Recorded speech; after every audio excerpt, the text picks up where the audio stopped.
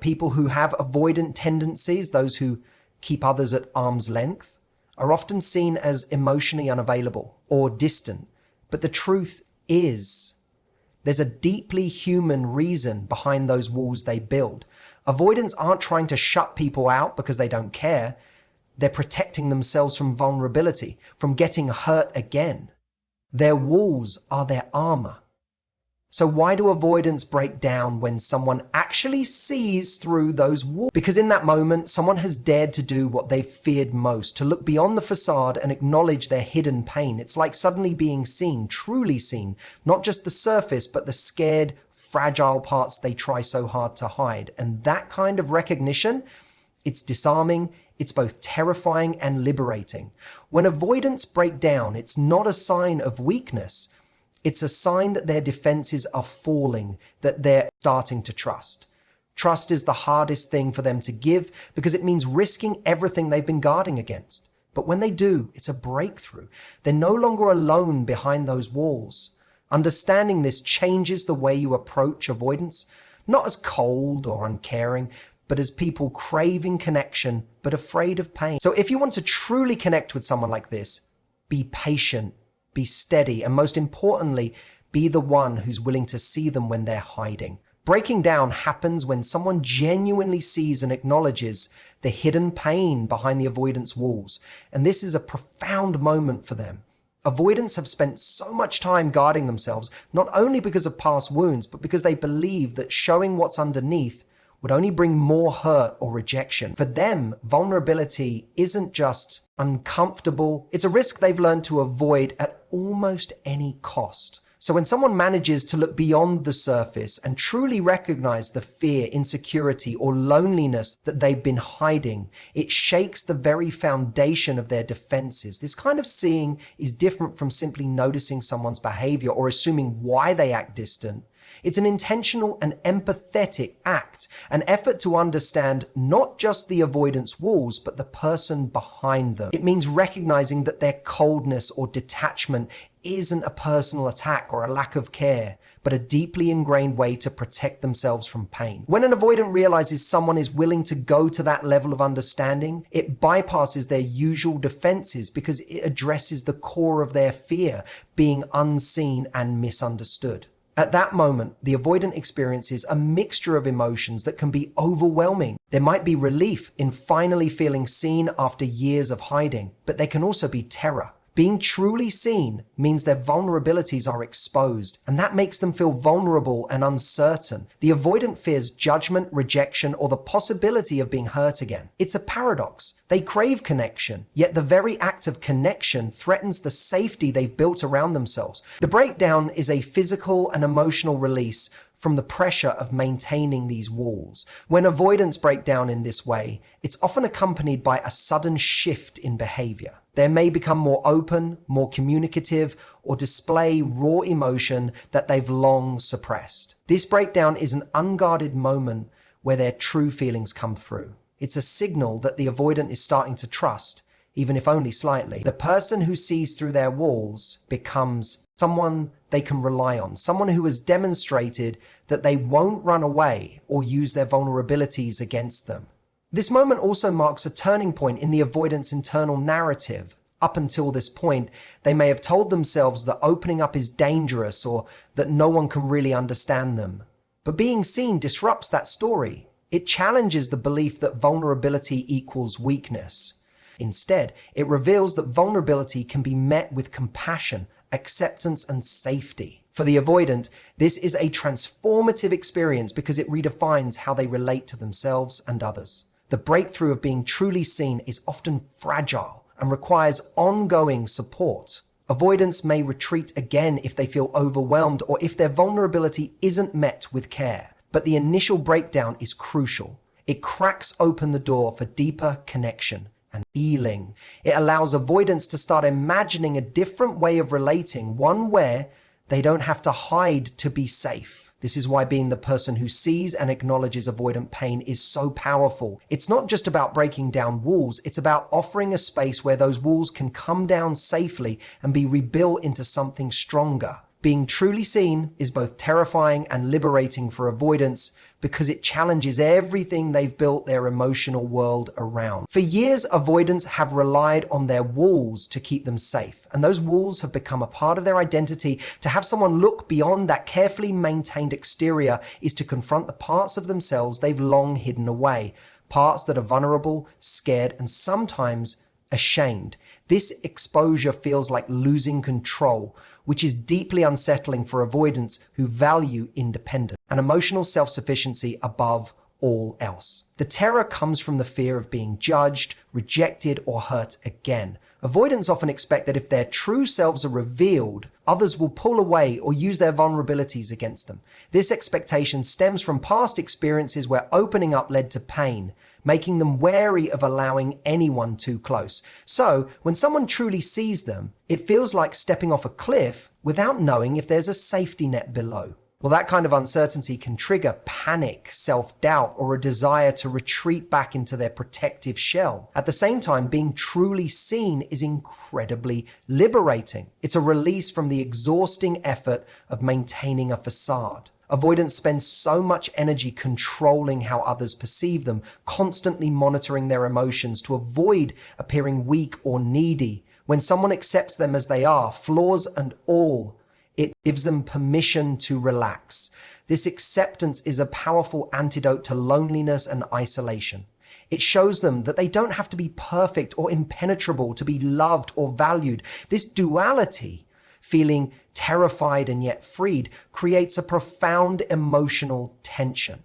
Avoidants may feel exposed, but also relieved. They experience a deep sense of relief because for the first time, someone has seen their true self and remained present. That presence reassures them that vulnerability doesn't have to lead to pain. It can lead to connection. This realization slowly shifts their internal narrative from one of fear and avoidance to one of hope and trust. The process of being truly seen disarms their defenses because it undermines the very reason those defenses were built, to protect against invisibility and rejection.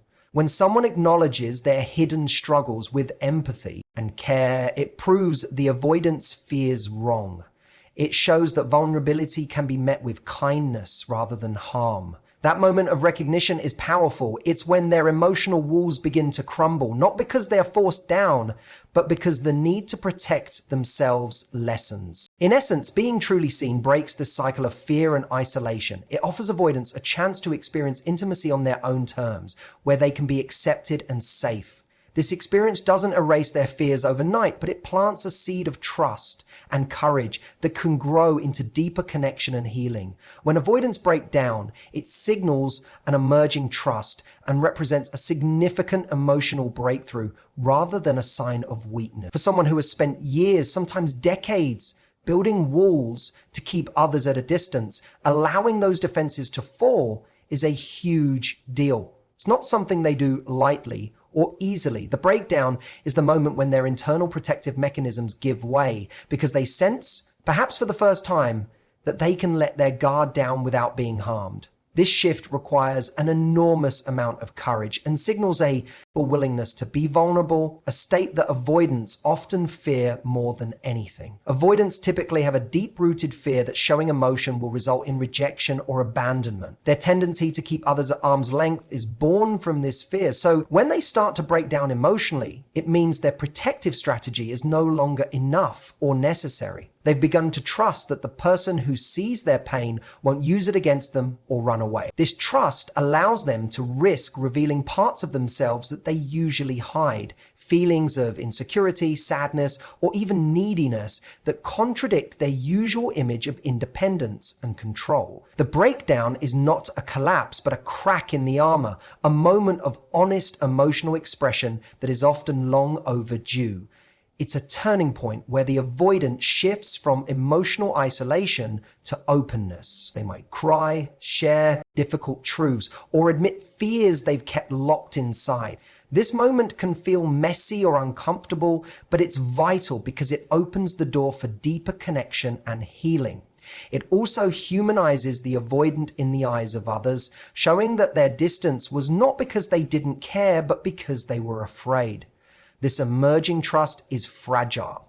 After breaking down, avoidance might still pull back or test the waters of vulnerability cautiously. They are learning a new way of relating, one where they don't have to protect themselves at all times. This process takes patience from both the avoidant and the person they are opening up to. The breakdown is the first step in building a foundation of safety and mutual understanding, which is essential for any meaningful relationship. Recognizing that a breakdown is a breakthrough helps reframe how we view avoidant behavior.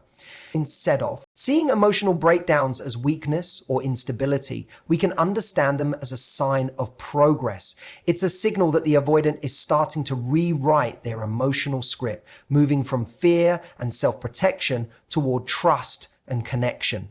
This moment deserves compassion and support because it marks the beginning of real intimacy and growth. Connecting with avoidance requires patience, consistency, and the willingness to look beyond their exterior because their emotional walls have been built over time, often through experiences that made them fearful of intimacy and vulnerability. Avoidants are not quick to open up, and their initial distance or coldness can be misinterpreted as disinterest or rejection. However, beneath that guarded exterior lies a person who deeply desires connection, but is afraid of the risks involved. Understanding this helps shift the way we approach them, from frustration or confusion to empathy and strategic care. Patience is absolutely crucial when relating to avoidants. They don't typically change or open up overnight.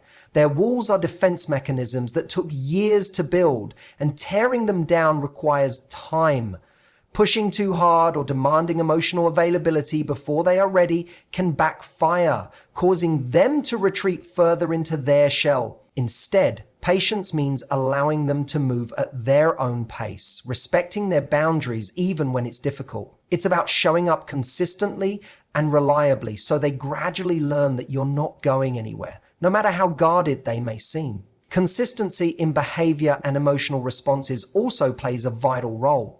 Avoidants are often hyper-aware of any shifts or inconsistencies in others because they fear being abandoned or hurt again. When someone is consistent, whether in communication, emotional availability, or simply in being present, they begin to feel safer. This safety is what allows them to take small steps toward vulnerability. Consistency builds trust over time, and trust is the key that unlocks their walls. Willingness to look beyond their exterior is perhaps the most important aspect. Avoidants tend to project an image of self-sufficiency and independence, which can mask the insecurity and fear underneath. By choosing to see past their defenses, to recognize the vulnerable person behind the aloofness, you communicate that they are understood and accepted as they are. This doesn't mean forcing them to open up, but instead offering a compassionate presence that invites connection without pressure. Connecting with avoidants also involves learning to read their subtle cues. Since they often avoid direct emotional expression, they might communicate their needs and feelings in indirect ways, through silence, withdrawal, or even seemingly contradictory behaviors like pushing away and then seeking closeness. Being attuned to these signals and responding with empathy rather than frustration helps avoidants feel seen and respected.